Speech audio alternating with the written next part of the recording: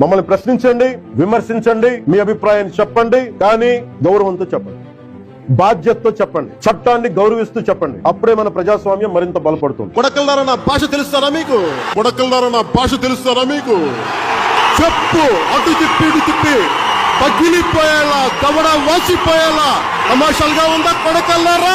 గౌరవంతో చెప్పండి, బాధ్యతతో చెప్పండి. చెప్పు తీసుకొని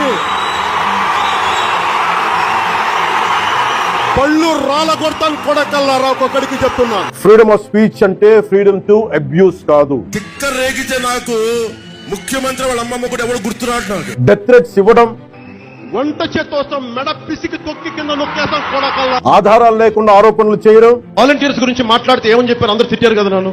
చిలుకు 30,000 మంది పై చిలుకు ఆడపిల్లలు అదృశ్యం అయిపోయారు ఆంధ్రప్రదేశ్ నుంచి. మహిళలను టార్గెట్ చేయడం. డైమండ్ రాణి ఆ రోజా కూడా మాట్లాడదు.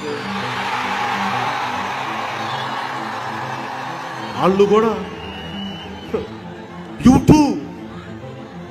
కూడా ఒక వ్యక్తి గౌరవాన్ని దెబ్బతీయడం. రాహుల్ గాంధీ గారు పెళ్లి చేసుకోలేదు అన్నారు కానీ బ్రహ్మచారం చెప్పలేదు. హింసకు ప్రేరేపించడం. నా అభిమానులు ఎందుకు చెప్తున్నాను ప్రత్యేకించి, మీరు అంత సున్నితంగా ఉండకండి. మీరు ఈ సోషల్ మీడియా కామెంట్ కి దీనికి నలిగిపోకండి. అట్లా మీకు దమ్ముండి తిరిగి కొట్టండి. ఎట్లా దాడి చేయాలి అలా చేయండి. ఇవన్నీ రాజ్యాంగం కల్పించిన స్వేచ్ఛలోకి రావు. ఇవి చట్టపరంగా నేరాలు. మీకు నైతిక బాధ్యత ఉన్నప్పుడు చట్టాలను చేసే లా మేకర్స్ లా బ్రేకర్స్ అయితే మనం ఎందుకు చట్టాలు పాటిస్తాం? ముందు మీరు పాటించండి, ఆ తర్వాత మేము పాటిస్తామని చెప్తాం ఒకసారి.